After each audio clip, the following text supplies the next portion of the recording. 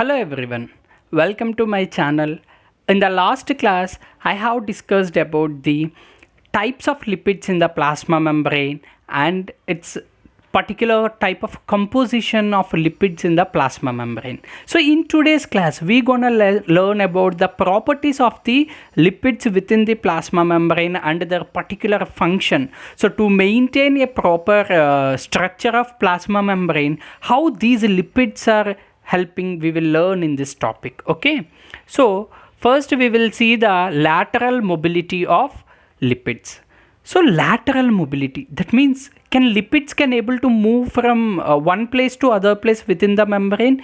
Yes, lipids can easily move, but it cannot able to flip flop.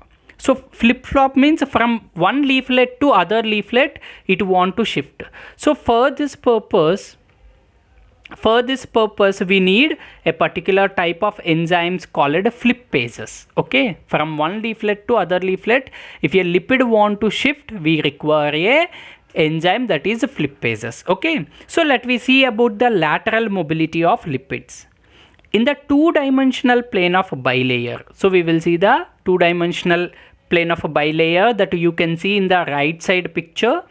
Thermal motion permits lipid molecules rotate freely around their long axis and to diffuse laterally within each leaflet. So here the thermal motion.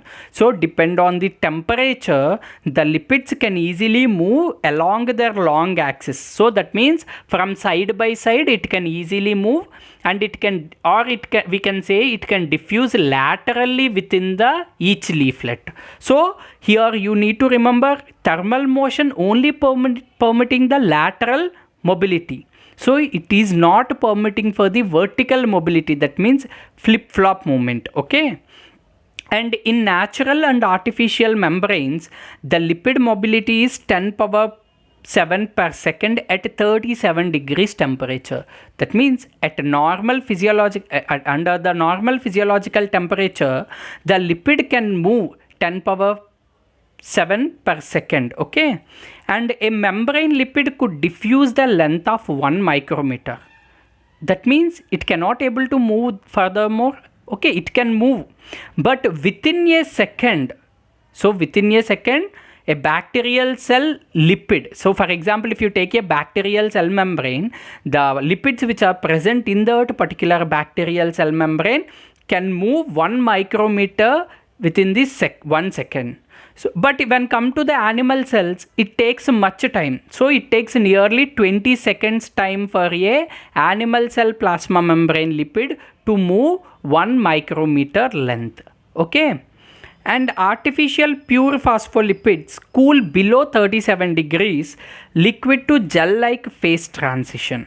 So for example, if you reduce the temperature of a cell or a particular environment where the cell is present, okay, or take a artificial pure phospholipids, a membrane which is artificially made. Artificially made means we just added some of a number of lipids into a particular solution, and that means we can say it is a water. So the lipids, the individual lipids in this solution can aggregate and can form the artificial phospholipids which contain only lipids, which cannot contain any other proteins, because we are only adding the lipids here. So if we cool the temperature of that particular solution, you can see from liquid to gel-like consistency we can observe. So in the gel-like consistency, what will happen in gel? We cannot see it can able to move. The particles within the gel-like structure also cannot able to move. But when come to the liquid-like state, the particles or the molecules can easily move. Okay. So let me see more deep about it. So at usual physiological temperature, so under normal physiological temperature, we can observe the fluid-like consistency. So you can see in this picture, fluid-like consistency, the phospholipid tails can able to move easily. But when come to gel-like consistency, the phospholipid tails unable to move and they are like a strict position. Okay. At lower temperature, the rate of diffusion of the lipids drop precipitously. So if you see that when we cool down the temperature of a solution, automatically the phospholipids tiles will shift to fluid-like consistency to the gel-like consistency. If we raise the temperature, automatically the gel-like consistency will shift to fluid-like consistency. Okay. In pure phospholipids and sphingolipids rotate and move laterally, do not spontaneously migrate or flip-flop due to high energetic barrier. So if you see a pure phospholipids, the phospholipids and sphingolipids can move laterally, that means side by side, but it cannot able to move flip-flop, that means from one leaflet to other leaflet it cannot able to shift, or we can say it is vertical shifting. Okay, why? Because due to high energetic barrier. What is that particular high energetic barrier means? If you observe in this picture, we can see in each leaflet we have a hydrophilic heads and hydrophobic tiles. So for example, if this particular lipid want to flip flop, what will happen? It should shift from the hydrophobic core. So hydrophobic core do not allow any hydrophilic molecules, so the head cannot able to rotate to the another leaflet or rotate to the back side. Okay, or we can say it into a hydrophobic layer or hydrophobic core. So due to high energetic barrier, we need a lot of energy that can push the hydrophobic layer, hydrophobic core to shift the particular type of hydrophilic head. Okay, so it is impossible, but it is possible through the enzymes which are called flippases. Okay, so lateral movement of specific membrane proteins and lipids quantified by a technique called fluorescence recovery after photo bleaching, that is called FRAP. So I have already discussed about this technique separately in one class along with its previous year questions from the CSIR UGC net also. Okay. So variations of lipid composition in membranes. So we already discussed about the asymmetry of membranes. Asymmetry of membranes means that all membranes will not contain the same composition and same types of lipids. So for example, if you see phospholipids usually synthesize in the endoplasmic reticulum, and the sphingolipids synthesize in the Golgi complex. So according to some of studies, they are concluded that the sphingolipids are 6 times greater in the Golgi than endoplasmic reticulum. So the sphingolipids more synthesizing in the Golgi complex. So the sphingolipids composition is more in the Golgi complex when compared to the endoplasmic reticulum. The movement of membranes from one cellular compartment to another can selectively enrich certain membranes in lipids such as cholesterol. See, the membranes will synthesize in one cellular compartment, that means in one cell organelle, and it will finally move to its final destination. Okay, so like that, when during moving from one cellular compartment to other cellular compartment, or from one cell organelle to other cell organelle, these membranes are enriched. That means these membranes are added by another type of lipids called cholesterol. So we will see what is the importance of cholesterol, because we will think if more cholesterol is present in our body, it may be unhealthy, but the balancing level of cholesterol also required. We will see one of the particular type of cholesterol function here. Okay, so what is the importance of enriching the membranes with this cholesterol means? So intestinal tract cells always face the harsh environments, because a lot of molecules continuously exposed by the intestinal tract cells, because we will eat food. So it contains a large number of molecules that will go to the intestine, and the intestine will absorb those molecules and provide the nutrients to the various tissues. So these particular cells required to enrich with the cholesterol like molecules to stable that particular membranes. Okay, and if a membrane under stress, even also the composition may vary. The lipid composition of the membrane may vary with the conditions of this cell. For example, if a cell under the stress, so the composition of a phospholipid composition of a particular cell is sphingolipids, phosphoglycerides, cholesterol. All are at 1:1:1 ratio. That means all are at equal proportion. If the stress is low, that means there is no stress for a particular cell, then the sphingolipids, phosphoglycerides and cholesterol composition is 0.5, 1.5 and 1 ratio. Okay, so the relative high concentration of sphingolipids in the intestinal membranes may increase their stability because of extensive hydrogen bonding by the free OH group in the sphingosine. So we know that sphingolipids contain a sphingosine moiety, that is the head group. So this sphingosine moiety or sphingosine head group contain OH, free OH group, that is not under any interaction or any bonding. So this OH group can able to form hydrogen bonding with the other molecules, or able to form with hydrogen bonding with water. So it will become more stable. Okay, so it will become more stable if more sphingolipids are present in a membrane.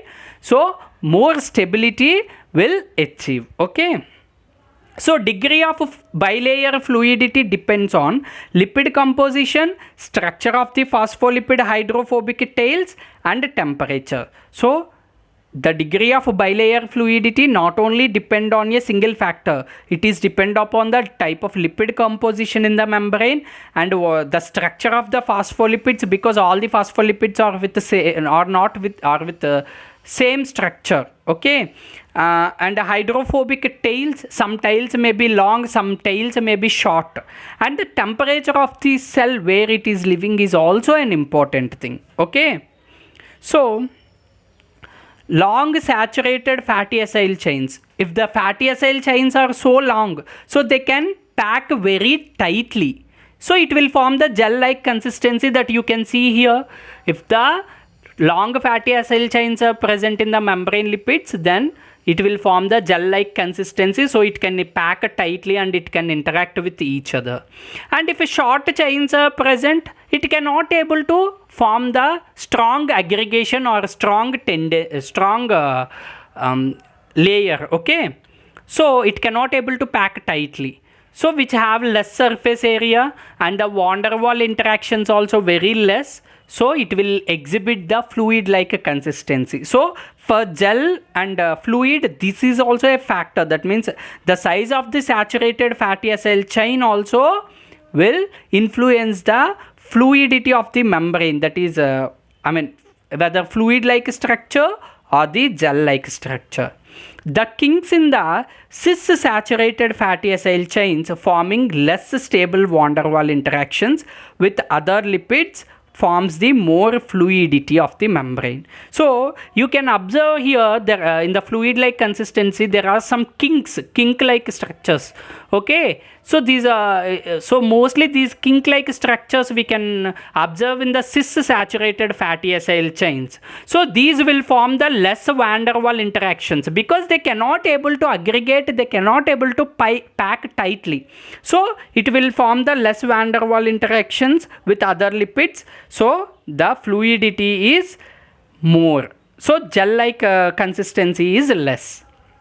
So what is the importance of cholesterol within the plasma membrane? So we know that we have already discussed cholesterol is very important to maintain the fluidity of natural membranes. Okay, so what the function of cholesterol means?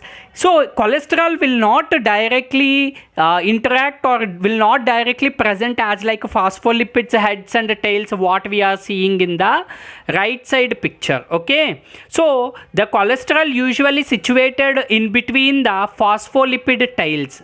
The cholesterol usually situated in between the phospholipid tails, so it will never interact with the phospholipid head groups directly. Okay, so what will happen if cholesterol is interacting with the phospholipid tails, then automatically it can prevent the movement of the phospholipid heads also. So cholesterol is preventing the fluidity of a plasma membrane. So remember that, okay?